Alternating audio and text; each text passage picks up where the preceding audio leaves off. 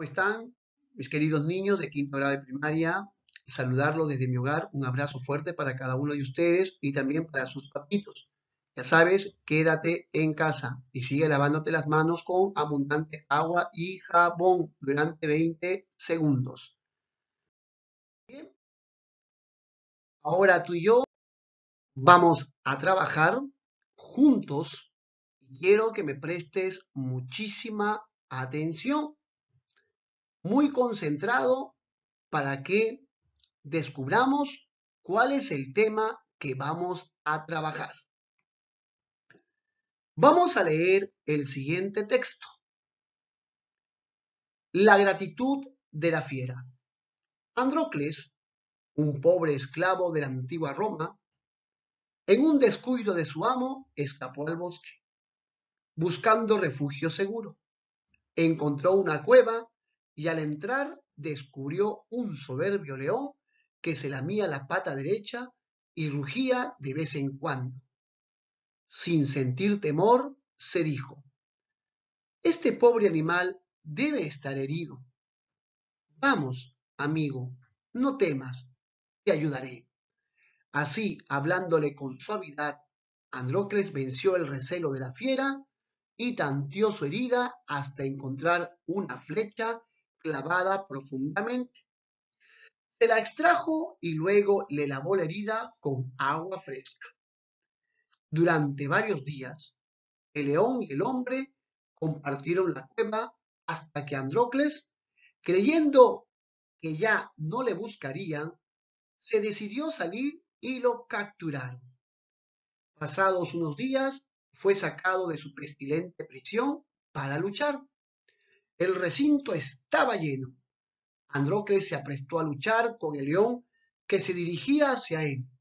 De pronto, con un espantoso rugido, la fiera se detuvo en seco y comenzó a restregar cariñosamente su cabezota contra el cuerpo del esclavo.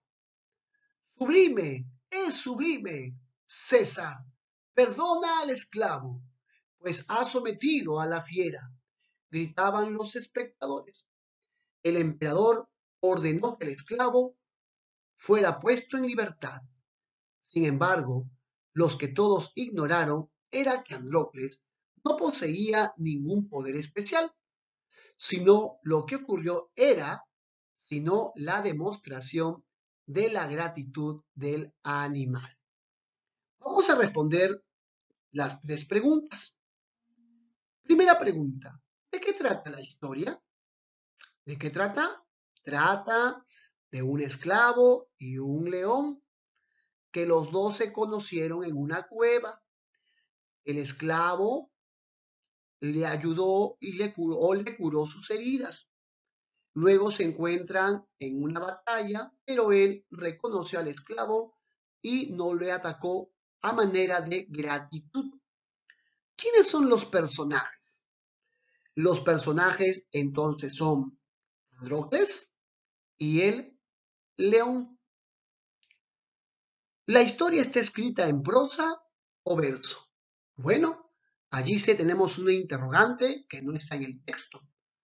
Pero vamos nosotros a responder. Tú en tu hogar mentalmente me vas a dar la respuesta y yo en 3 segundos te voy a decir cuál es. 1, 2, 3. El texto está escrito en prosa. Si tú y yo hemos coincidido, te felicito.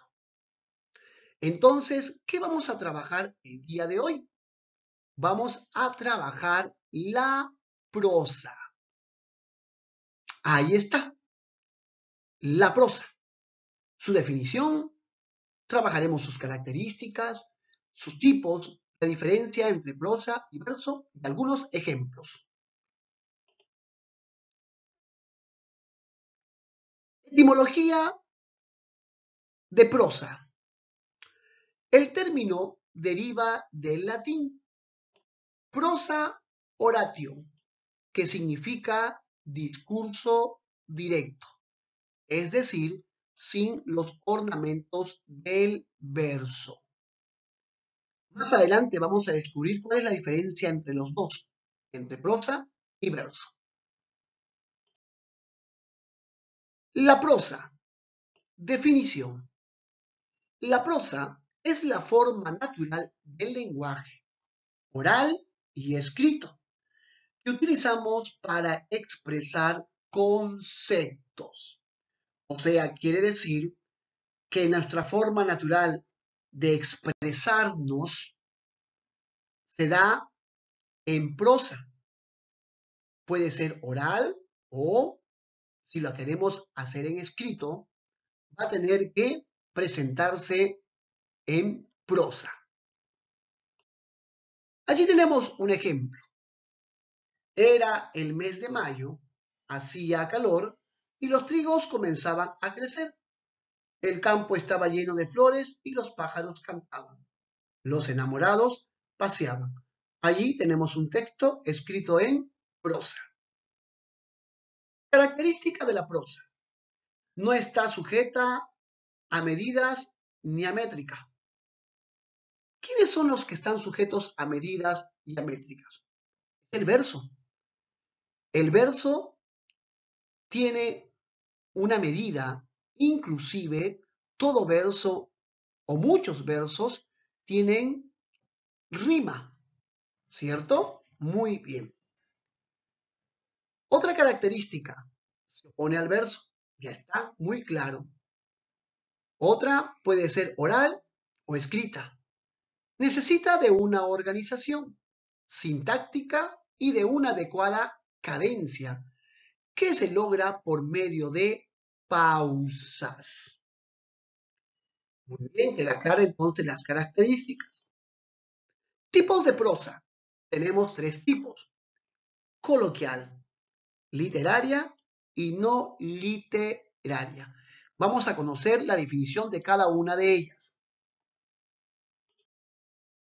Prosa coloquial es un tipo de discurso elaborado, improvisado por el individuo y se expresa generalmente de forma oral. ¿Cómo así? Si tú y yo tenemos una conversación, la conversación que se da se muestra en prosa. Toda conversación se le denomina coloquial y toda conversación se da en prosa, pero de manera oral. Prosa literaria. Tenemos narrativa y teatral. En la narrativa, los hechos que suceden explicados por un narrador con uno o más personajes.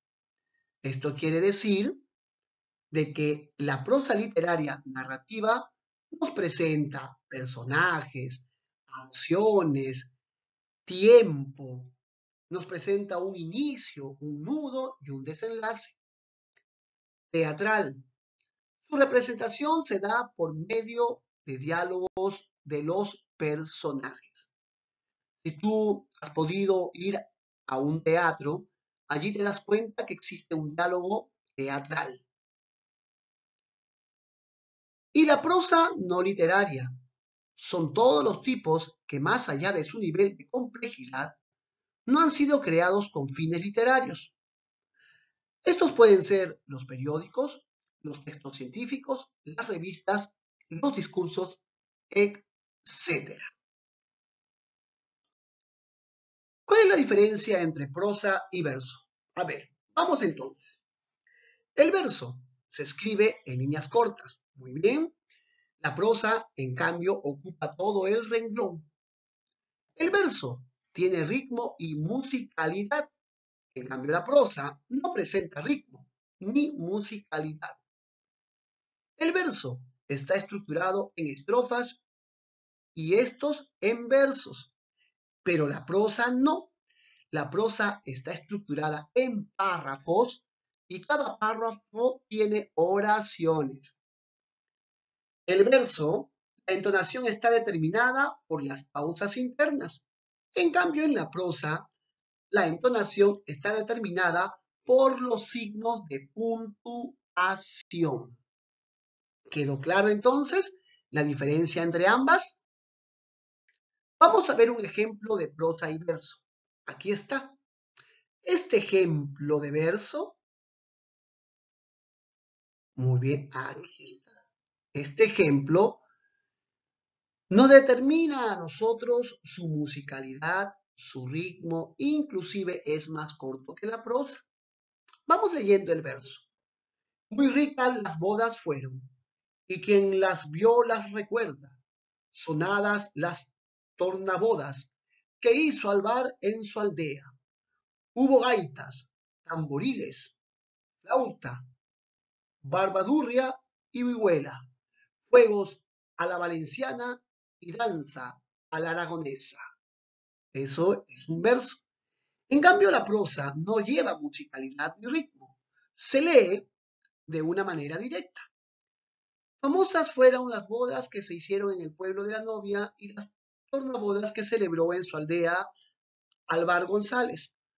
Hubo vihuelas, rabeles, flautas y tamboriles, danza aragonesa y fuegos al uso valenciano. De la comarca que riega el Duero, desde Urbión, donde nace, hasta que se aleja por tierras de Burgos. Se habla de las bodas de Alvar González y se recuerdan las fiestas. Bien, entonces queda muy claro el ejemplo. Pero si te quedó duda, acá hay otro ejemplo más. Un ejemplo en prosa.